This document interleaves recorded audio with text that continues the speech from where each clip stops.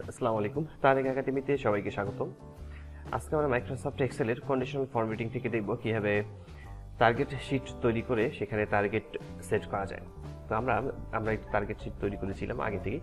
তো প্রথমে আমি এখানে টার্গেট বসানোর জন্য যদি কেউ টার্গেট পূরণ করে, অর্থাৎ দেখা যাচ্ছে মান্থলি টার্গেট হচ্ছে 100, তো এখানে 85 আমরা টাইপ করলাম। তো এই জায়গাটা কালার হয়ে গেছে।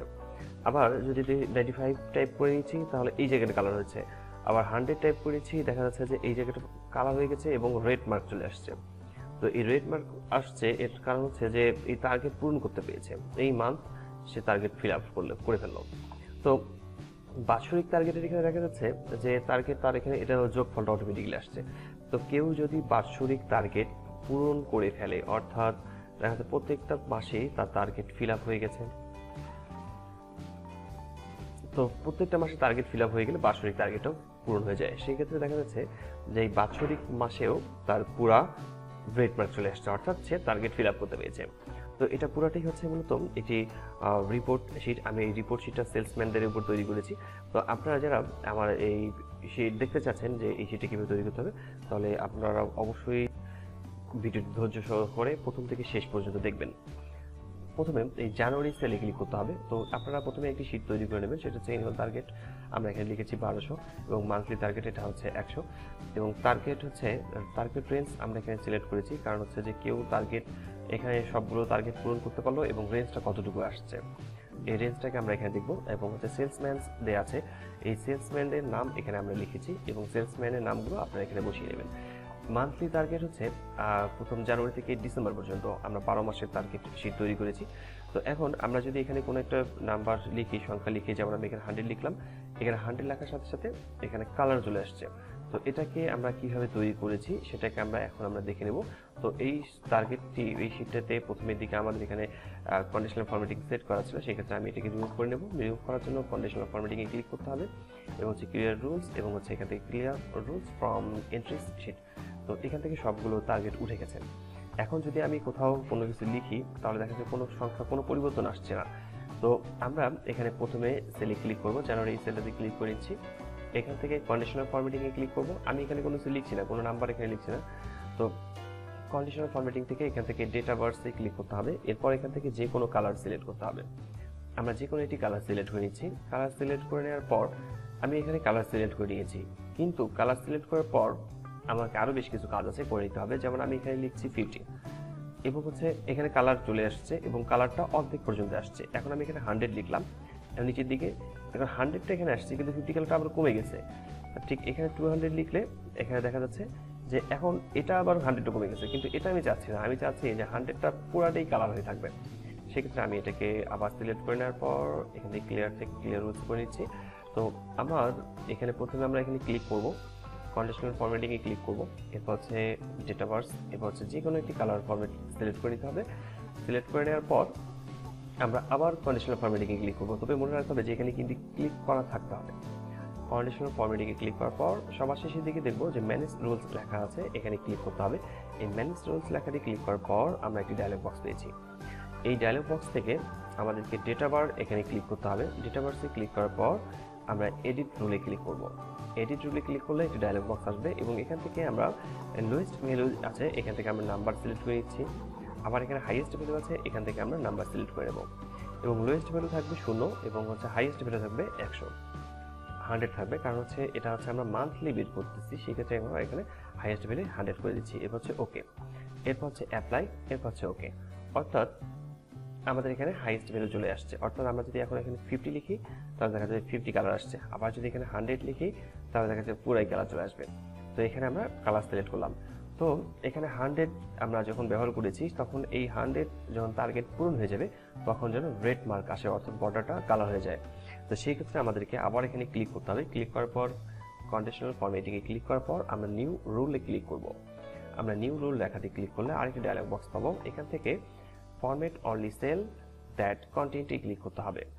এখান থেকে ফরম্যাটের এখানে বিটুইন থেকে আমরা এখান থেকে গ্রেটার দেন আর ইকুয়ালে ক্লিক করে নিচ্ছি এবং আমাদের এখানে ভ্যালুসটা হবে 100। এরপর নিচের দিকে ফরম্যাটে ক্লিক করতে হবে। ফরম্যাটে ক্লিক করে আমরা কালার চেঞ্জ করব। আমি এখানে রেড কালার সিলেক্ট করছি, আপনি আপনার পছন্দ মতো কালার সিলেক্ট করতে পারবেন। এবার হচ্ছে ওকে লেখাতে ক্লিক করে আবার ওকে লেখাতে ক্লিক করব। এখন এখানে আমি যদি 100 লিখি তাহলে দেখা যাবে যে 100 লিখলে টার্গেট পূরণ হয়ে গেলে এটা পুরোটাই কালার হয়ে যাবে। তো আমি এটাকে লিখে আউট করে দিচ্ছি, তো মুছে ফেলছি। তো এখন এই জানুয়ারি মাসের শীটটা থেকে আমরা এটাকে ড্রাগ করে ডান দিকে ডিসেম্বর পর্যন্ত সিলেক্ট করে নেব এবং ডিসেম্বরের এখান থেকে ডান দিক থেকে ড্রাগ করে নিচের দিকে নামিয়ে নেব। তো এটা পুরোটাই সিলেক্ট করে নেওয়ার পর আমাদেরকে টার্গেট রেঞ্জ সিলেক্ট করতে হবে। টার্গেট রেঞ্জ আমাদেরকে ঠিক করে নিতে হবে। প্রথমে আমরা এখানে একটা কাজ করবো আগে, সেটা হচ্ছে জানুয়ারি মাসের টার্গেটটাকে আমরা ঠিক করে নিচ্ছি। যেমন জানুয়ারি মাসের টার্গেটটা হচ্ছে আমরা দেখে নিচ্ছি 35, এরপর হচ্ছে 45, তারপর 65, 85, 75, 85, 95 এবং হচ্ছে 100। তো 100 লেখার পরে টার্গেট পূরণ হয়ে গেছে। এখানেও 100 লিখছি, এখানেও 100 লিখছি, এখানেও 100, এখানেও 100, তো টার্গেট পূরণ হয়ে গেছে। কিন্তু এই টার্গেট রেঞ্জ যে অ্যানুয়ালি টার্গেট রেঞ্জ ছিল বাৎসরিক, এখানে কিন্তু কোনো পরিবর্তন আসেনি। এখানে পরিবর্তন নিয়ে আসার জন্য আমরা প্রথমে এখানে ইকুয়াল লিখবো, এরপর হচ্ছে সাম ব্র্যাকেট ওপেন ব্র্যাকেট, এরপর হচ্ছে আমরা জানুয়ারি থেকে ডিসেম্বর পর্যন্ত শীটটাকে সিলেক্ট করে এন্টার প্রেস করি।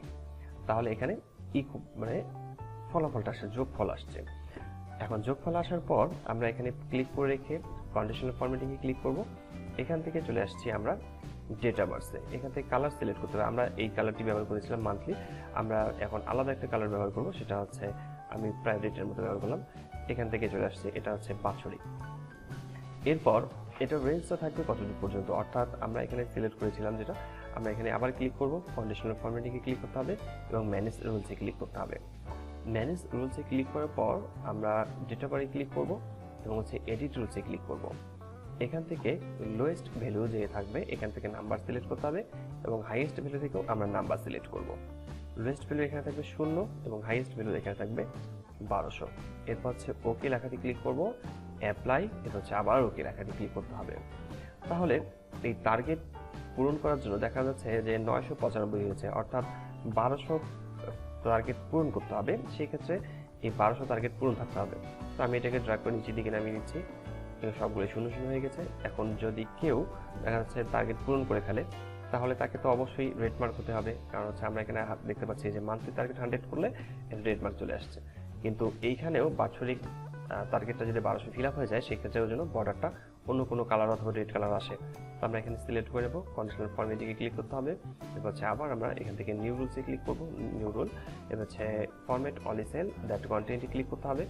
বিটুইন থেকে আমরা এখান থেকে গ্রেটার দ্যান ইকুয়ালি ক্লিক করবো এবং হচ্ছে এখানে ভ্যালুসটা হচ্ছে আমাদের 1200, ভ্যালু হবে 1200 এবং হচ্ছে ফরম্যাটে ক্লিক করতে হবে। ফরম্যাট থেকে আমরা এখানে কালার চুজ করবো, আমি রেড কালারে চুজ করছি, আপনারা অন্য অন্য কালারটা চুজ করতে পারবেন।